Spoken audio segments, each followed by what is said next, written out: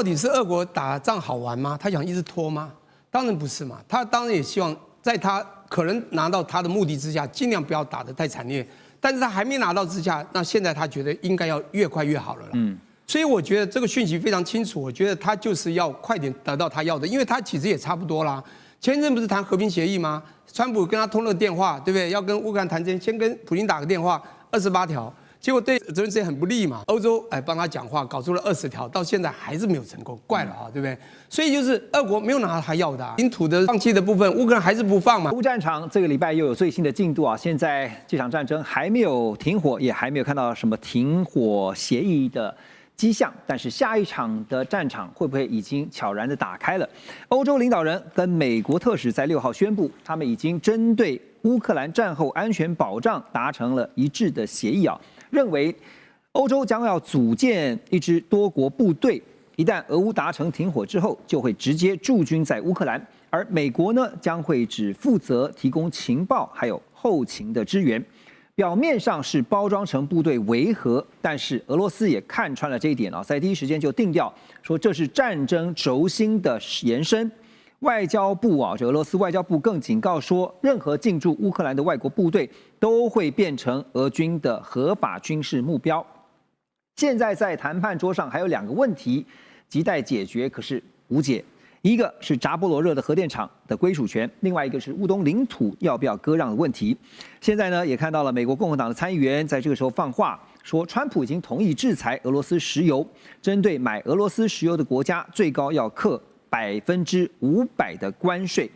所以刚刚提到了，不是500关税，当然就是讲了，我们都常知道说他极限施压，讲非常狠的话。可是回到最现实的，刚刚讲关键的2个问题啊，电厂还有包括领土的问题。Russ， 你觉得啊，这个现在欧洲他们想出了一招，就是呢，我用一个维和部队，我进驻到乌克兰，但是俄罗斯已经告诉你了，这就是等同于变成我的合法军事目标，怎么办？这个都是一个谈判的过程跟交换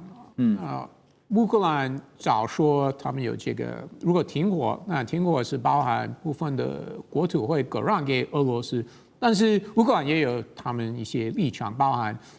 欧洲军事部队进入乌克兰，所以这方面我觉得俄罗斯早晚还是会让步了。但是他们也会开一些条件，比如说规模多大、多少人数，或他们可以住乌克兰哪里？乌克兰的东部、中部，甚至西部。那如果是西部的话，那就远离乌东那边嘛，就不是到乌东。对，所以这个我还是觉得有谈判的空间，而且我觉得这个空间是相当的大。你刚刚的意思说，未来有可能是有驻军进到乌克兰，但是呢，不会是在乌东。是有可能是这种方式了，所以俄罗斯这方面还是会让步，但是俄罗斯也有他的要求，不管是给我多少乌克兰的领土，或是制裁要解除战犯，不要追他们等等，所以这都是一个交换。但是说实在，目前如果我们看整个 picture 的话，好像最后俄罗斯得到的东西还是比乌克兰多很多。说实在，尤其是如果这么多领土是给俄罗斯，那另外解除会制裁，制裁会解除的话，那俄罗斯就算一个大的赢家。那有关这个美国的这个国会草案，那为什么川普在这个时候同意？或许他认为，这个会向俄罗斯带来一点压力，赶快把这个谈判谈好。那另外是后续是川普认为，没关系，因为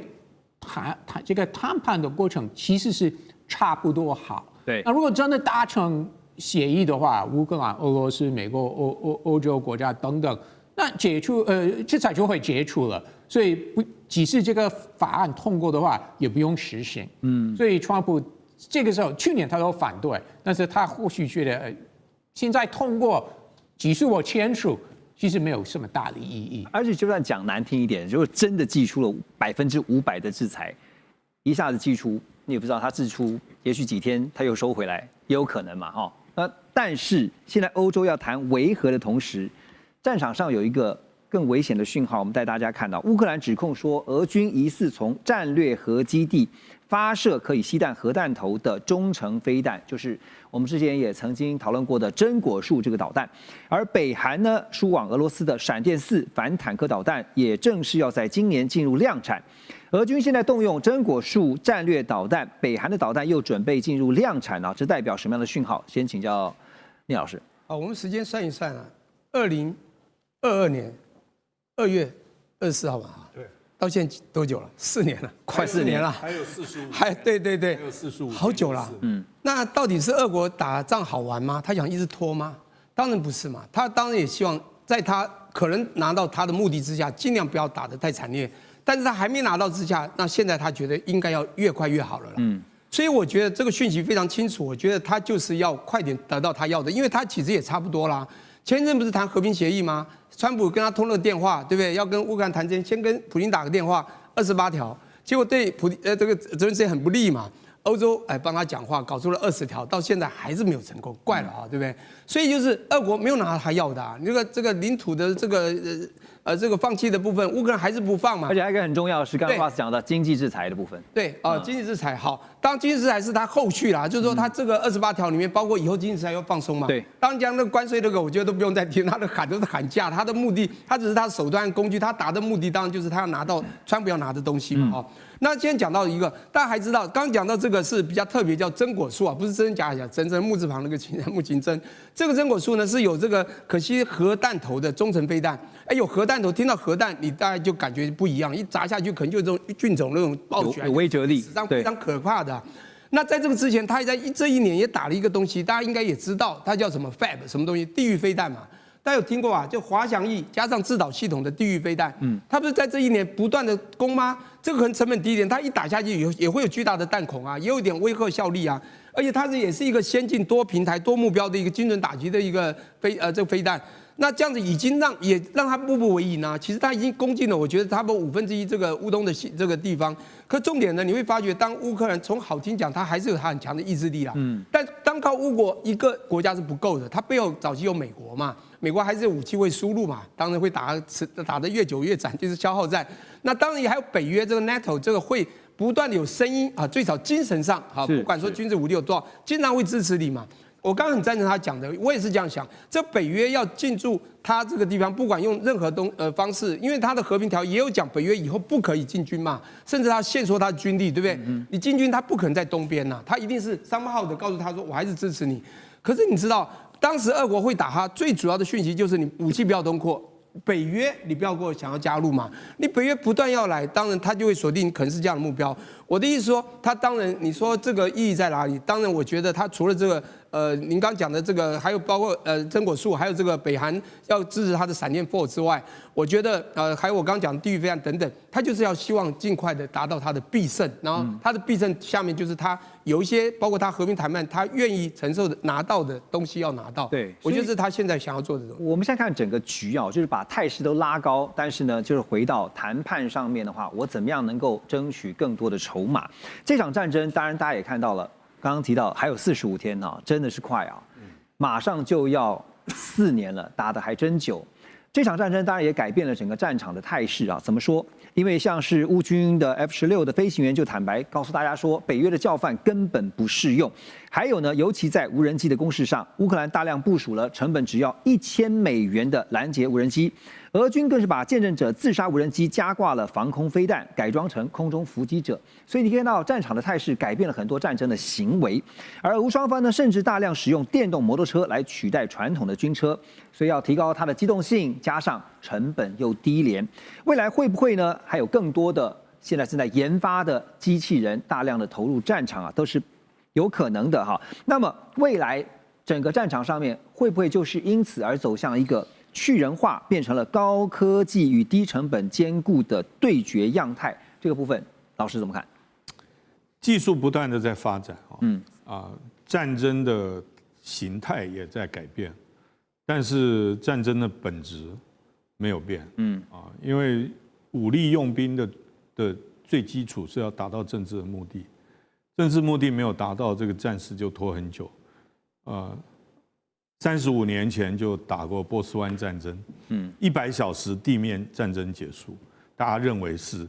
那个教科书级的新军事革命出现，结果美国在中东还是耗了20年。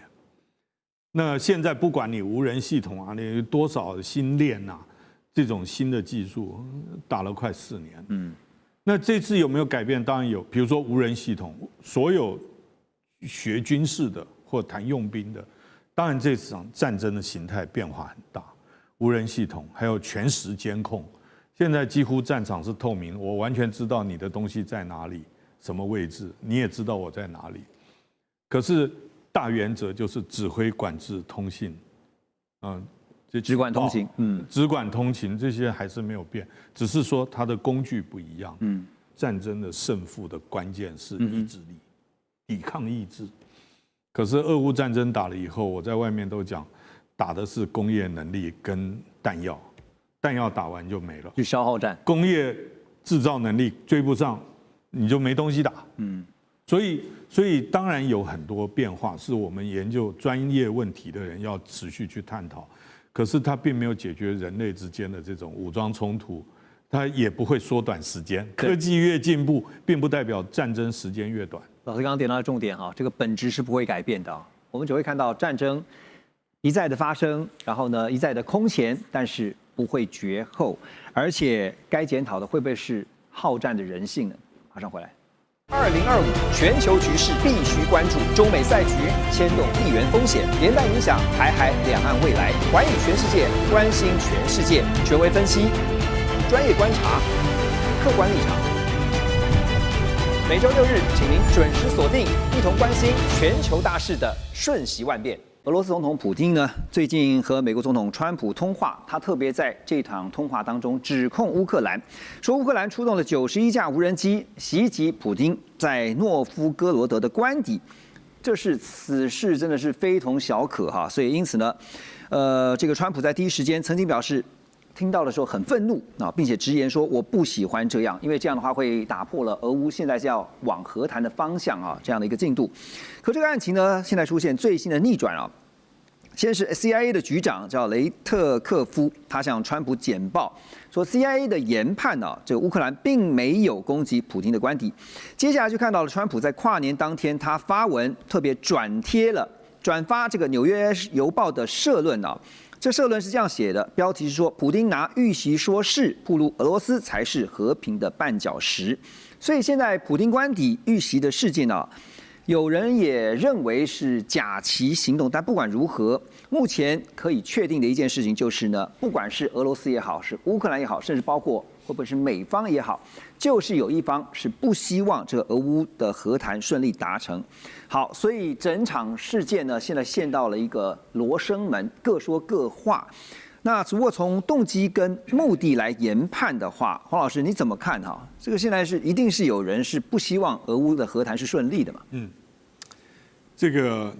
和谈不顺利那可能是对于俄乌战事中间有利的一方因为不然有利的一方可能觉得自己还可以拿到更多，可以有更好的条件。各位观众朋友，再过50天俄乌战争就打了4年了。目前看不出有可以很快可以解决的方案，因为乌克兰的总统泽连斯基一再的坚持不可以割让领土。目前看起来至少在嘴巴上面没有妥协的余地。那么俄罗斯呢，它在军事上在乌克兰境内它是攻势比较明确然后比较占上风的。是。那占上风的要不要现在接受和谈？那就是和谈后的条件是什么？当然，它的主导权会比乌克兰要稍微多一点。第三个就是用91架无人机去打它的官邸，去搞斩首行动。那么除了对这个，如果是真的话，那当然就没有和谈的几率就更低了。那么是不是普京自导自演的一个假旗行动？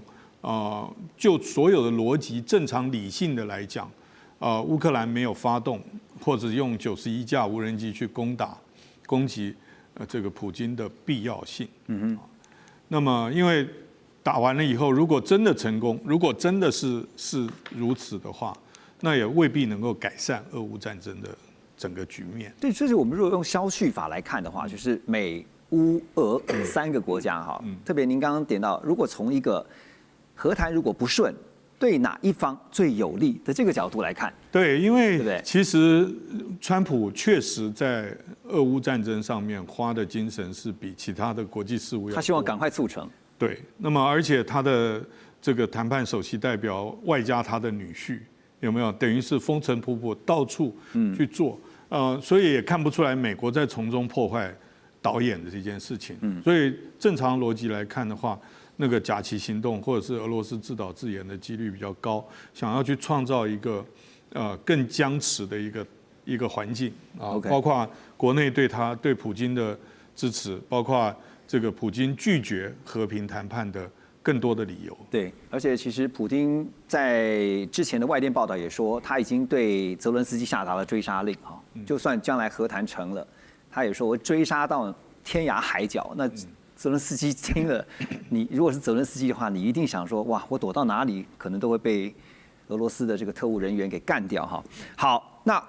拉回到俄乌的战场上，现在的战场态势确实也是俄方非常的有利哈。乌克兰的官员在1月2号就指出呢，由于俄罗斯军队持续的推进，所以乌克兰呢已经下令将扎波罗热还有第聂伯罗前线地区总共有3000名的儿童和他们的父母来撤离这个地方。美国智库战争研究所就分析，认为俄军在2025年全力夺取顿内茨克州剩下来的部分，以及呢在苏梅州、哈尔科夫州北部建立了缓冲区作为首要的任务。可是到2025结束前都没有办法完全的实现这些目标。所以那当然接下来会不会就是2026继续的往这个战略目标来推进？整个2026的战场上的趋势，刚刚黄老师也特别提到了，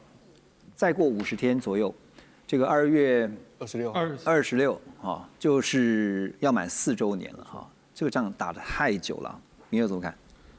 从2月26号就是4年前了哈，这个开打的时候，其实俄军的做法到现在其实一直都一样啊。其实他们就是南线跟北线，也就是说所谓的以这个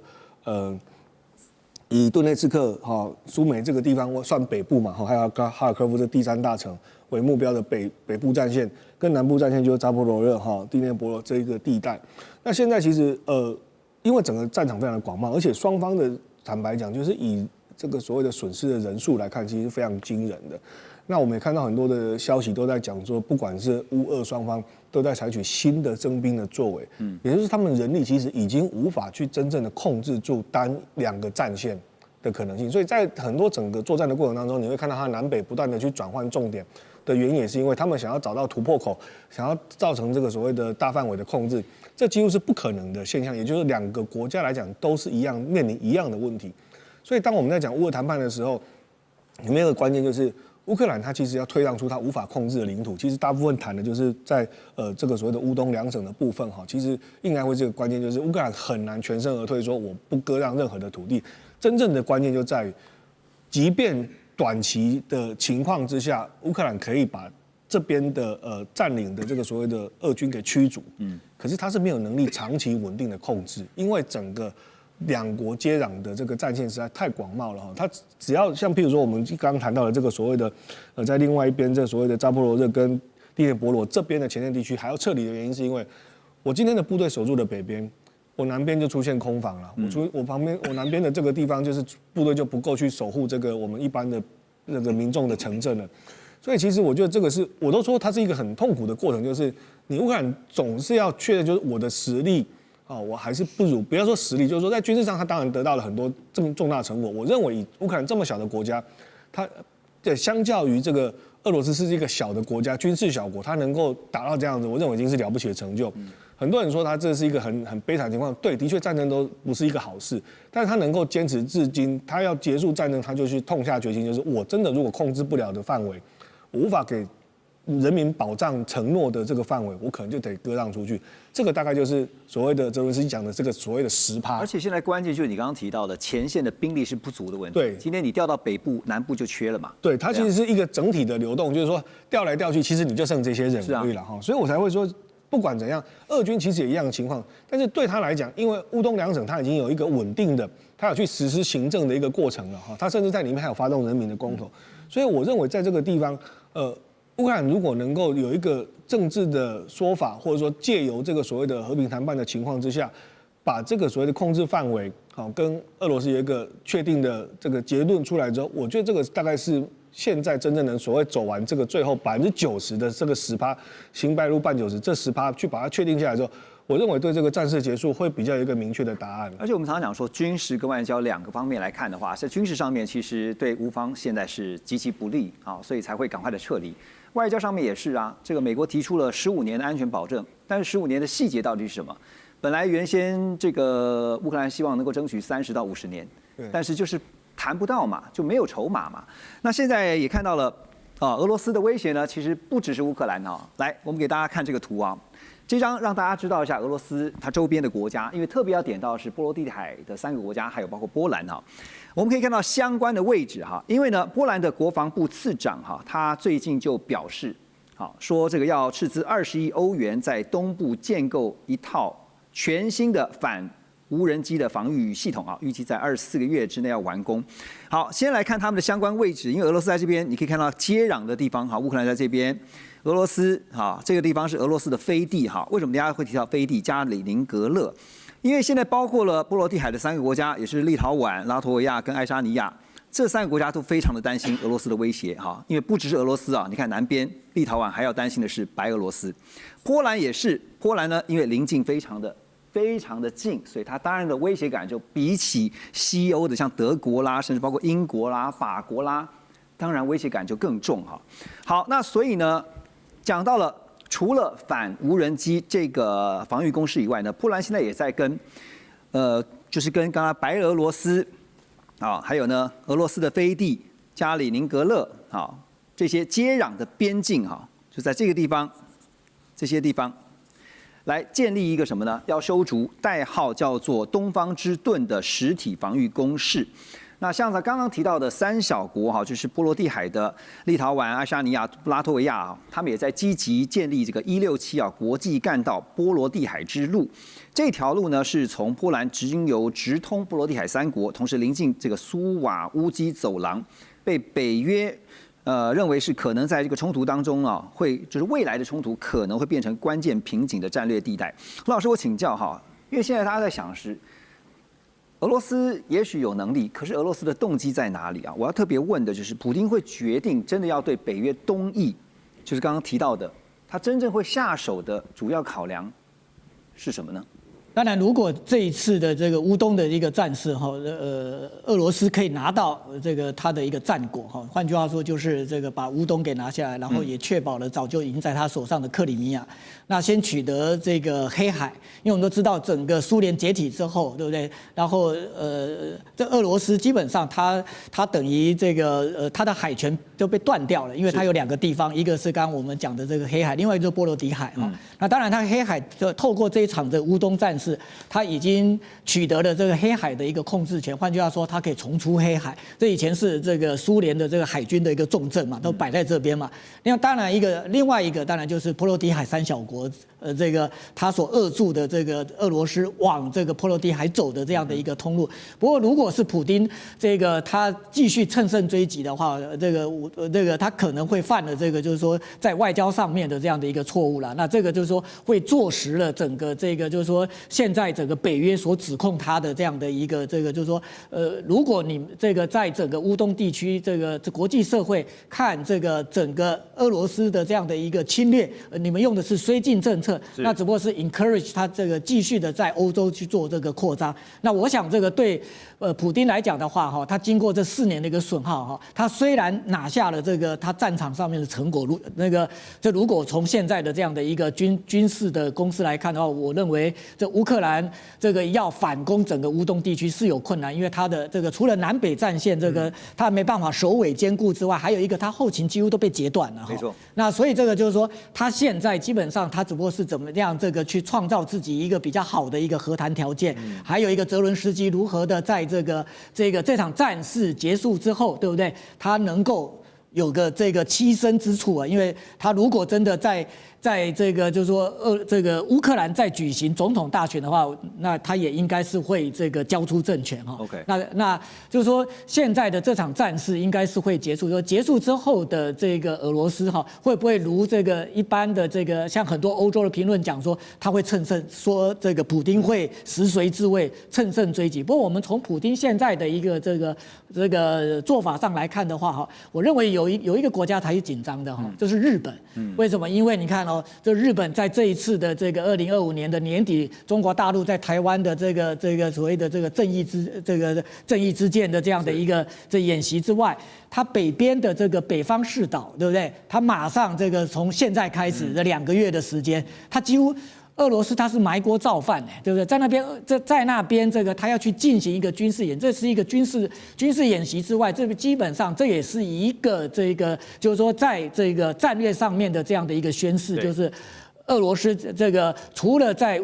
乌克兰这个地方，在黑海这个地方之外，他要再重新回到远东。对，事实上我们都知道，冷战之后，虽然我们讲这美国对不对重返亚洲，但基本上我们觉得这句话怪怪的这美国从来没有离开过这边啊，对不对？真的离开整个东亚的是俄罗斯吧？那俄罗斯现在如果他乌东这边他取得了他的一个成果之外，从普丁现在的一个军事布局的话，他要这个去加强他在整个这个等于是就是鄂霍次克海这边，就北方四岛这边的这样的一个对这些岛屿的一个控制。这对日本来讲，他会陷入一个战略困境。为什么？就是说日本在这个过去我们看从近世以来，就是日本在江户时代，他最在意的一个威胁就是俄国。那这个俄国又回来了而且就是说，不止俄国回来了，它的南边的中国大陆给它的一个战略压力是越来越大。它在日本历史上，在近代的日本历史里面，它从来没有遇过的首尾两端同时受敌，而且这2个敌是很大的国家，而且都是核武大国对，所以这个才是日本的一个麻烦了。所以我经常开玩笑讲现在最不想乌东战事停下来的国家是谁如果从这个角度来看的话高市早苗他才不希望你乌东战事停下，你最好把俄国困在你乌东。所以如果我们从俄罗斯的角度去思考的话，其实现在对于欧洲这边的压力的话，是希望透过军事上的威胁去创造自己在外交上谈判的空间。乌俄战争会不会走到尽头了，马上要进行和谈了呢？有看法是认为，在新的一年2026可能是最关键的一年了。那在2026新年前夕呢，我们刚刚特别提到了美国媒体就是 Axios 呢，他们特别指出，川普在12月28号将会在海湖庄园跟泽连斯基见面。泽连斯基呢本人也预告说，最近就会跟川普见面。可在见面前夕也听到川普最新的放话，他说，在他批准任何计划之前，泽伦斯基什么都没有。而在川泽会之前，又看到了俄罗斯对于乌克兰的首都基辅进行了一连串的大规模空袭。好，这次的川泽会，泽连斯基呢会带来什么呢？既不是胜利蓝图，也不是什么大幅的妥协方案，而是一份呢被砍到只剩下20点的和平方案。就连泽连斯基自己也坦诚，他对于文件的部分内容并不满意。其中最大的2个争议就是1领土，第2个就是核电厂控制权的问题，但这2个问题完全没有被解决。聂老师，周末登场的川泽会因为我们大家很多的印象就是 You have no cards。那这次感觉上虽然还没有见面，礼拜6。这个还没见面，但是已经觉得又是一场鸿门宴了，你怎么看？看起来好像不太容易成，因为两边在拉锯。那当然，川普一直想得和平奖，那他又很希望能够快点和，快促成。但川普也是大小眼，他知道普丁当然势力量都比这个乌克兰大，那两边都有他要的利益，你知道吗？但他私底下实际上应该跟普丁比较友好，也比较尊重一些普丁。因此呢，在谈和谈的那1-2个月前呢。就跟乌克兰说要和谈之后，他跳过他，先跟普丁打个电话说：“我们要和谈，你觉得你有什么要求？”就定出了一个28项条这协议，和平协议，这很奇怪啊！而且乌克兰一看傻眼了，大是对普丁特别好，里面包括割地，那时候不管顿内茨克，对不对？或者另外那个就乌东的这个地方，全部当然已经被90%被这个俄国控制的这这两个主要的土地，那他要割地嘛，就变成要割给了俄国，他已经不太高兴了。就卢甘斯克、顿涅茨克两个。对，卢甘斯克和顿涅茨克，还有那个克里米亚，当然这没有不在话下。那最重要还有，包括以前当俄国在2022年2月会打这个乌克兰，最主要的原因就是讲2个，也就是武器东扩，以加入北约。现在这2个呢，不但武器不能东扩，而且现军变60万以下，而且北约呢不能支持他，还不能在这个乌国这个扎军。你知道这个已经让这个乌克兰要大为失守。那当然这里面还有呢，后来还说这是给这个普丁这个很不错的一个礼遇，也就是说未来你的经济制裁要慢慢消减，所以这个普丁当然很高兴。那样子28点，他如果接受，应该就没问题。可是泽连斯基当然不接受，而且欧洲也不太接受，因此又不断的谈，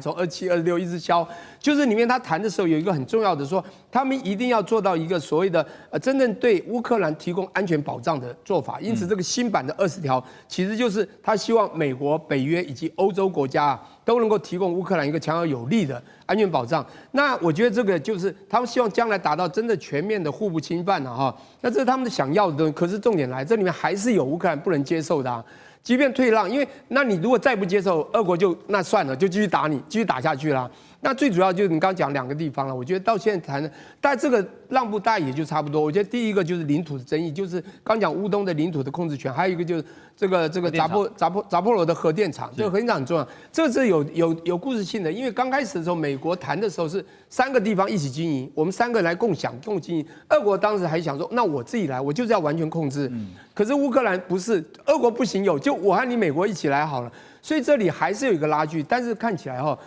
乌克兰要的东西不会存在了，也就是美国和乌克兰，就是乌克兰他不敢自己拿，他要跟美国一起来，这也不可能存在，因为俄罗斯不可能接受。因此我觉得最后乌克兰到最后eventually还是会让，或者在这里面再拿一点点回来，但其他大部分就让出去了。而且不觉得有些蹊跷吗？就是在这个2人会面之前呢，川普就直接就先讲了狠话了，说我还没批准任何事情之前呢，泽伦斯基呢是什么都没有的，他就直接先定掉了哈。那所以现在回到说这个川泽会哈，当然在这个川普跟泽伦斯基2人会面之前，我们也看到了俄罗斯总统普丁他说话了，他直接就亮出了2张底牌。那俄方是放话说可以谈交换领土，因为现在乌克兰卡着就是其中一个问题，就是领土主权的问题。但是俄罗斯呢，他说我可以交换领土，可是我要整个顿巴斯。好，现实的版图是如何啊？目前呢，克里米亚100%是被俄罗斯控制的，顿巴斯有90%是在俄罗斯的控制下，扎波罗热、赫尔松现在有75%，那哈尔科夫、苏梅、尼古拉耶夫、第聂伯州是局部有被俄罗斯的这个军队掌控的。好，更关键的是第2张牌，也就是刚刚我们提到的扎波罗热的核电厂啊。普丁直接就点出美俄双方正在谈如何在未来共同管理这个核电厂。好，未来的电力呢将会用来加密货币，拿来挖矿的。这句话呢，外界一听就觉得这根本就是跟对川普所讲的完全是投其所好。所以先讲主权的部分，大使觉得这个普丁丢出说领土可以交换，意思就是说乌克兰现在卡在说，我现在被你占领的我的主权的领土，我是不会让的。可是呢，普丁是意思说没关系啊，我跟你拿我有主权的领土，跟你有主权领土换，是这个意思吗？是说我现在占有的乌克兰的其他的领土来换我还没有占有的。哇，全部都是乌克兰的。俄罗斯没有撕掉任何一块领土。因为现在这个整个1000多公里的这个边界线上那顿巴斯是俄罗斯打下90%10%就是在顿内茨克。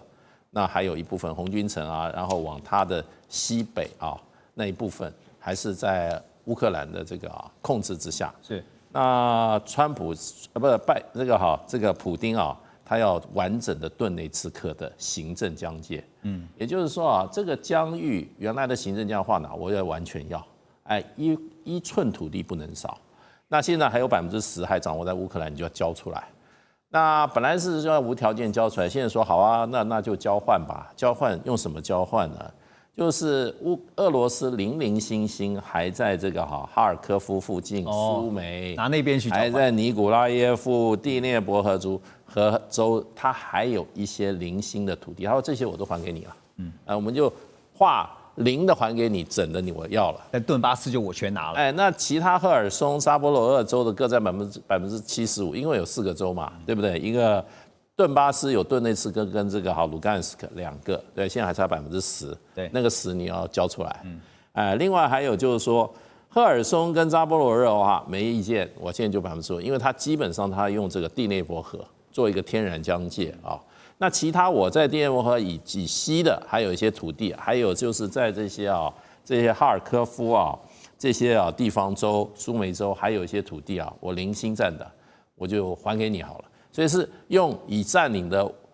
乌克兰土地交换那个还没有占领的顿巴斯10%。而且你不觉得普丁其实是很会谈判的？他还知道川普要什么，他直接就知道川普要用他的核电，要用这个电力来挖矿。其实是这样其实川普上台以后，跟俄罗斯的关系正常化是快速在进行的。是，所以他们现在是有2组人在谈2组谈判，一组是谈什么？一组谈俄乌战争，一组谈什么？一组谈美俄关系正常化，这2条路线一起走的，没有说这个是分开来的。我们正常化我们怎么走，然后这个俄乌战争怎么停，怎么走，所以2个是互相加强，可是各走各的。那这些就变成就是说扎波罗热电厂这个共同管理，这个就是横跨2边，一个俄乌战争这个问题怎么样？另外美俄怎么合作，关系怎么正常化？其实谈得很快，然后甚至电力用加密货币这个来挖矿，这个部分我认为都在美俄关系正常化这个谈判管道上进行。还有就变成就是说，俄乌战争结束后，美国怎么样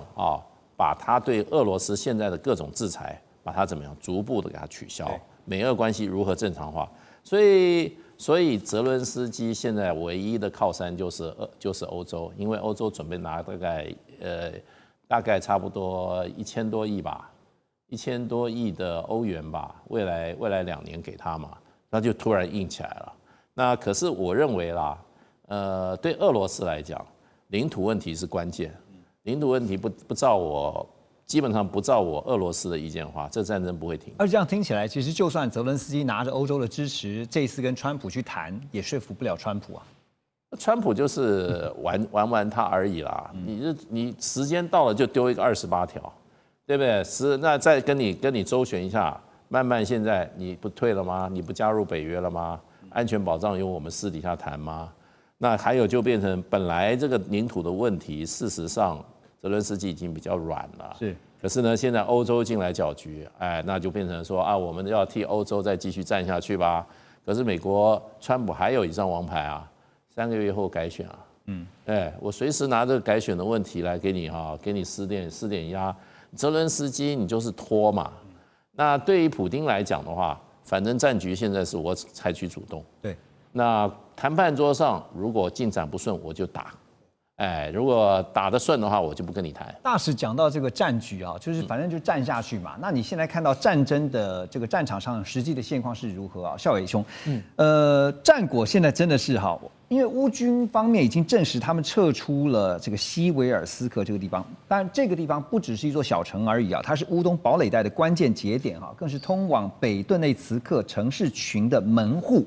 另外一条战线也浮现出来就是俄军针对敖德萨进行了系统性的轰炸，他们锁定了港口、还有电力设施、海运设施。泽连斯基也警告说，俄罗斯这么做呢，就是要阻止乌克兰获取海上物流的通道，我把你海路给截断，好看你怎么办。那这样的话，他是希望把乌克兰变得以后一个内陆国家，就是。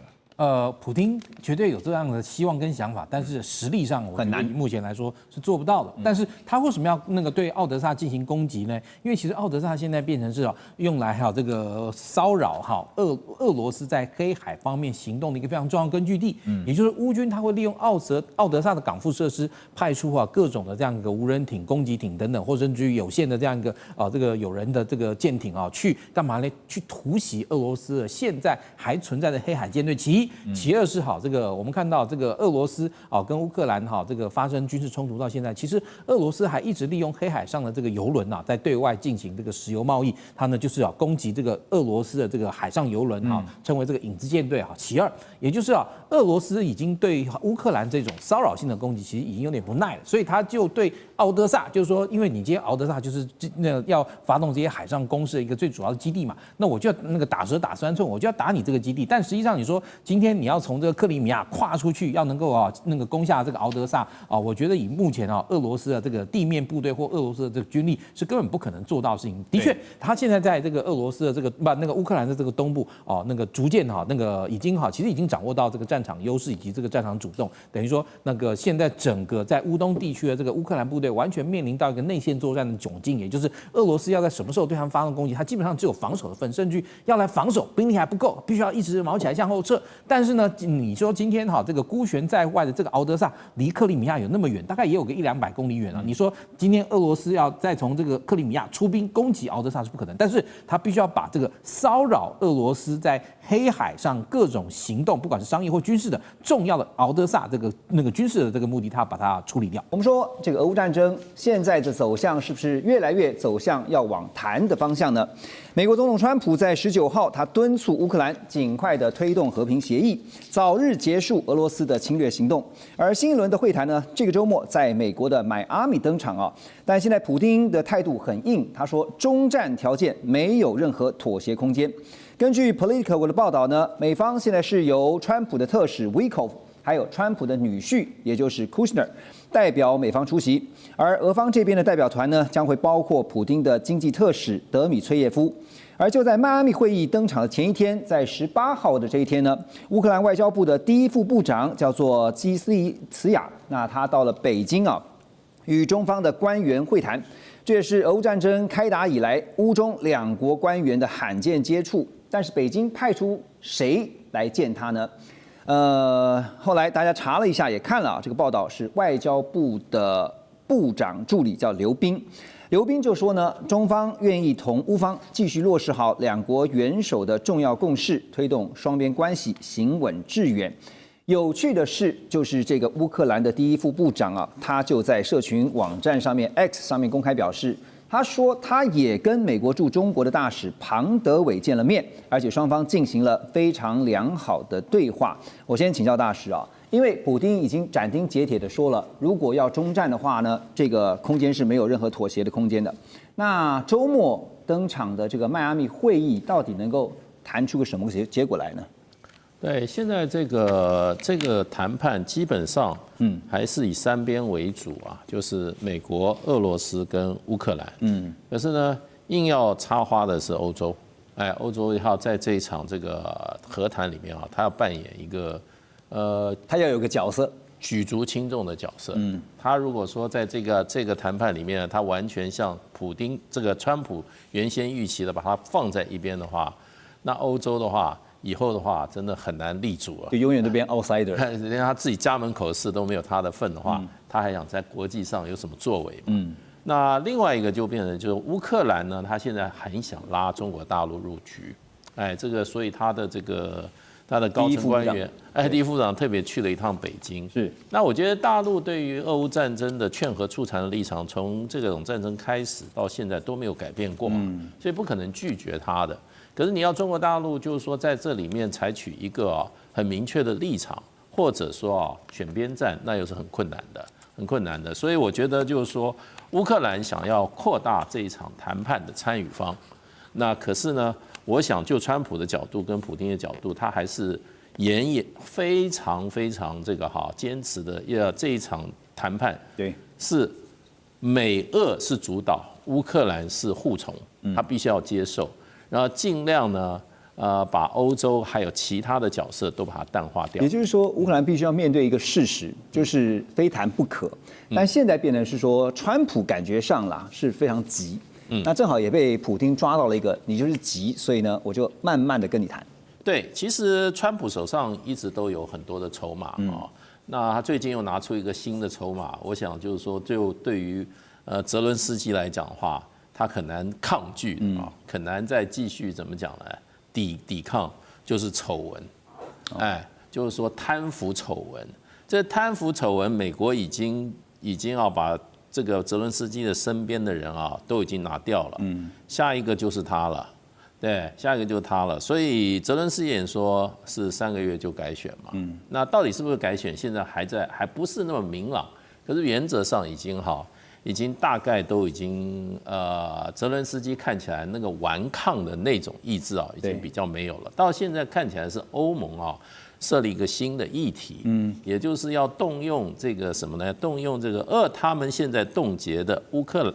俄罗斯的资产啊。作为将来援乌还有乌克兰重建的经费，这是一个新的一个发展，会不会成局？也在这个周末，他们要开这个欧盟要开高峰会了，他们要决定要怎么做。刚刚最新的一个发展是说不会轻易动用啊，普丁也说话了，说因为那个动用之后的影响实在太大了哈，所以好像感觉上其实就是讲。但是您怎么看呢？因为这次他派来的，就是俄方这边派来的是经济特使，所以是不是先透过这个代表，也要告诉欧美这边的，是说要跟俄罗斯谈，可以先处理经济方面的议题，包括金融制裁。对，其实这是一个因素。不过我觉得，就俄罗斯这个派人啊，就代表他目前的重点。其实川普提出来的28条方案，其实我们把它归纳一下，大概就3个重点。一个是领土的怎么安排，另外一个就是乌克兰一直要的安全保证，第3个呢就是战后重建。是，我觉得这个俄罗斯的经济特使啊，来一次谈的主要谈战后重建。也就是说，安全保证跟领土问题可能没什么好谈，没什么好谈的。所以领土的问题的话，现在不知道如何啊。那就是说，因为这个俄罗斯要的是顿巴斯整个，那顿内茨克现在大概还有20%的土地还是在乌克兰的这个手上，可是普丁跟川普一样的立场，你要把那个20%的顿内茨克土地，你现在还账后也要交给俄罗斯，是对，那个大概有4-5千平方公里的土地，也不是很小的土地啊，所以这个是一个问题，一直卡在那个地方。另外就安全保证，事实上。乌克兰已经让步了，他说我不加入北约了。可是现在就变成所谓类北约第5条的攻守同盟的那样子的一个那个保证，那个我觉得你要看怎么写了。对，口头讲是一回事，那到时候怎么写，我觉得这个中间有空间。而且就连白纸黑字，就算写下了，到时候有没有变数都不一定，对不对？对啊，那很简单，这个战争看是谁挑起来的或怎么样，如何？我觉得那个中间可以做文章的很大了。是。那现在是以这个普丁的说法来讲话，我谈判就是这个条件，你们欧洲要搅局的话，你们都是猪。他已经说那些欧洲有一些领导人都是笨蛋，然后又骂他们是猪。那可见对他们是很火大，那基本也上为这个就是说这个周末欧盟的高峰会议啊，他先进行了，先把结果先告诉你，你们不要踏过那条线。那另外一方面就变成这个战后重建的话，其实川普是很重视的。那所以我觉得就俄罗斯来讲的话，也画了一个原则，对，就领土跟安全保证，那是它是有底线的。对，你如果碰触到俄罗斯的底线的话，那就在战场上解决吧。所以，可是对川普来讲的话，领土跟安全保障都不是美国关切的事啊。所以也就是我们看到周末登场的迈阿密会面啊，这个美国国务卿 Rubio 据说也要参与其中。那么当然呢，刚才讲说阿拉斯加在先前的那个阿拉斯加美俄的元首会面之后啊，我们看到了川普后来他是端出了28点和平计划，这当中包括了什么呢？包括要承认克里米亚。还有卢甘斯克以及顿内茨克作为事实上的俄罗斯领土，然后呢，再附加多送一个就是要乌军撤出目前的顿内茨克州部分的区域，让这个顿内茨克的区域呢变成一个中立非军事的缓冲区。所以，连同刚刚我们所提到周末登场的迈阿密会议啊，现在美方所定出来的有关于要尽量的赶快促成这个和平谈判，甚至达成协议啊，都是按照俄方所要求的。那最终的结果也是会这样吗？可能性不大哦。为什么？听起来有一些条件是俄罗斯还是不能接受，比如说这个非军事区，那俄罗斯干嘛接受？从普丁的角度来看，为什么会接受？你刚拿下，比如说，如果最后乌克兰同意割让土地、领土、国家领土给俄罗斯，那你身为俄罗斯，你还是要在那边部署你的军队了。那或许俄罗斯会说，那我们军队会远离前线，什么5公里、10公里，但是整个这个东巴整个地区变成或部分变成一个非军事区，我觉得是俄罗斯不可能会接受，所以反而是俄罗斯不接受，那这个谈判就没有结果。看看有什么没有空间或谈判的空间，比如说我刚刚说的，俄罗斯可以在我们原理前线10个公里之类的，但是整个这个地区变成一个非军事区是不可能。那另外这个重建的部分，俄罗斯的立场应该会是说，我们占领的土地那边重建是由我们负责，毕竟从他们的角度来看已经是变成俄罗斯的土地，但是俄罗斯不会同意要负责乌克兰其他地区的重建。这个如果我是俄罗斯的话，我会坚持我干嘛付基辅或乌克兰国内，除了我们占领区之外的重建，这个应该由欧洲来。这样听起来比较合理，没错。如果是俄罗斯的话，我会坚持。那另外，刚刚大使也有提到几个不同的重点，但是大使没有提到另外一个，我觉得是重点，就是这些战犯的案件。那如果我是俄罗斯的话，我也会坚持这些案件都要停掉。那当然，欧洲国家会说，这个司法单位是独立司法单位，或者国际刑事法庭也是独立机关，我们不能干涉。但是如果我是俄罗斯的话，我还是会坚持这个我们以后不管是我们官员，甚至普京本人，军官，一般的阿兵哥，我们都要安全到处在欧洲跑，不用有这个潜在的对法律的这个风险。如果我是他们的话，我还是会坚持这一点。而且我其实说实在，我觉得如果俄罗斯向美国坚持这一点的话，我相信美国，毕竟美国也不是国际刑事法庭的粉丝，没错啊。所以我觉得川普会觉得，对川普来说，或许这是小事情。那当然对乌克兰或欧洲，他们会觉得我们要尊重国际刑事法庭。但是对川普政府来说，这个真的是小事情。Russ， 你提到欧洲啊，我想问一下，欧洲因为刚刚大使说，也希望能够在这个俄乌的和谈当中有一些角色哈，我们来看一个人物哈，因为先讲欧洲的部分，最近他们加快了对乌克兰的财政支援步伐，就是刚刚大使有提到的那个，甚至包括无息的贷款呐，来这个战后的重建。美联社有报道说，欧盟理事会的主席啊，他表示说，欧盟领导人已经同意呢，向乌克兰提供高达900亿欧元，就是大约1060亿美元的无息贷款哈。但是我们说要特别提到一个人，那就是德国的总理梅尔茨，因为他抛出了一个震撼性的讯息啊，他说，根据美国与欧洲向乌克兰提供的战后安全保证草案，一旦停火协议遭到破坏，进驻的维和部队在特定情况下将可击退俄罗斯军队，还强调美国在停火之后也会像是保护北约国家的领土一样来保护乌克兰。这间接来看，就是梅尔兹说会提供安全保障的意思啦啊。但是你觉得他说这个话是要测试美国吗？我觉得这是单纯是欧洲和他个人的想法，就欧洲的期待。这是一种期待，所以大使刚刚说的，美国提供乌克兰什么样的承诺或保证，我们还是要等到黑白字出来。但是我认为美国不可能会提供给乌克兰，有点像美国给日本、南韩、菲律宾这种 bilateral defense 这种条约。也是不可能，所以如果没有达到那个标准呢，也不是 NATO 北约的标准，那黑白字到底是美国什么样的给美国什么样的义务，是一个问号。所以其实 Merz 还有欧洲主要国家，包含法国、意大利、英国，他们已经心理准备啊，我们要部署 NATO 北约之外一个维和部队，对，是我们自己要负责。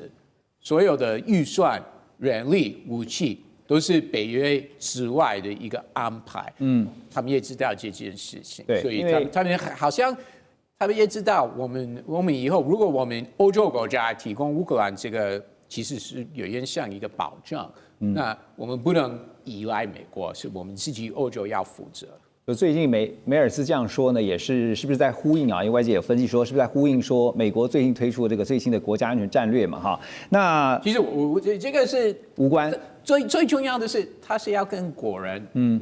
德国人说，我们以后这个会有这个负担，有这个风险，而且不是1-2年的事情。就是说德国会扛起责任。比如说最近也是德国也是讨论这个当兵的相关机制了。对。那以后国防预算都要提高等等，但是跟国人报告这件事情，心里都要准备。德国是很紧张啦，因为有德国议员甚至提出警告，他说呢，这个俄罗斯啊已经在白俄罗斯跟北约的边境地区部署了总共有36万名的士兵。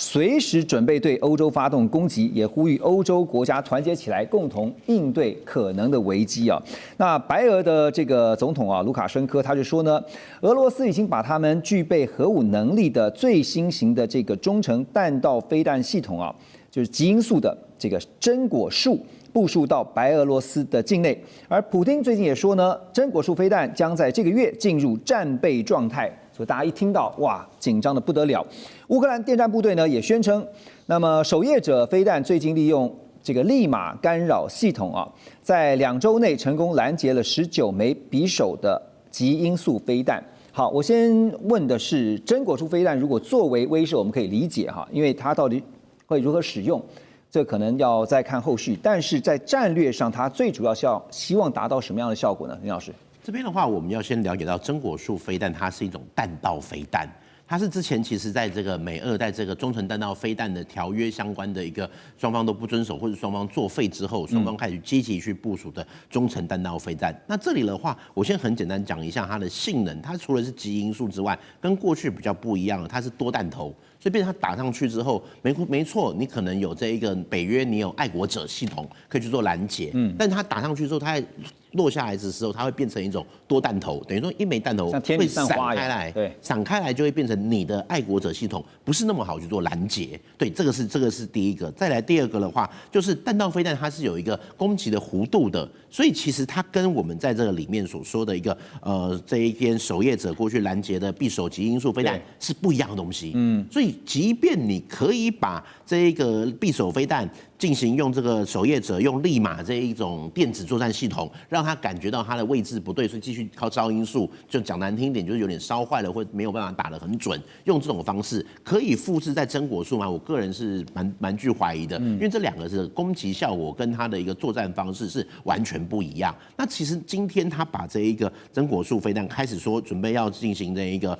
运用了，或者是已经到备战的这种状况，其实这也是一种战略的一个贺阻。那其实我们现在可以看到，对于俄乌战争来讲，普丁他也是希望收缩战线。这个收缩战线指的是我只要对的是美国、乌克兰，那北约我尽量对你们造成一种压力，但是也不会太多的一种进攻。那这个压力呢，其实就有点回归到我们过去所说冷战时代的一种嚇阻的战略。所以其实我们看到他为什么要在白俄罗斯，我们看到还有一些重兵的部署，或者是这种长程的飞弹，这边的话就代表我有传统兵力。在白俄罗斯这一边，相对来说就有点类似冷战的时候，在这个东西德两边的话，那时候在美军在这个法兰克福，那我们也知道，在东德这一边的话，苏联也是布了一个重兵在这里，形成一种前进的一个压力，让这些北约国家告诉他们说，你不要轻举妄动，你也不想要第3次世界大战，我也不想要。那如果你我们就维持这样的状况的话，不会去动用到北约。那乌克兰只要他不加入北约，只要他这边不管是第5条也好，或者是你的安全承诺也好，可是至少他没有加入北约，不要去启动北约的集体防卫，那我就有一个谈判的一个空间。那再来的话，他这一个长程的飞弹其实很重要一点，也是要去告诉乌克兰，不要以为你的这个补给线够长，你的后面的这一个防御的是可以做得到，我一样可以用这种长程打击的能力去破坏你的交通要道，去破坏你的这一个弹药库，去破坏你的这个铁公路的一个集散中心。所以我会觉得他今天这个武器是有他一个战略上面一种嚇阻的效果。对，欧洲跟俄罗斯感觉上两边现在创造的是一种恐怖平衡啊。等一下回来我们要来聊的是太检冲突背后的美中大国角力，马上回来。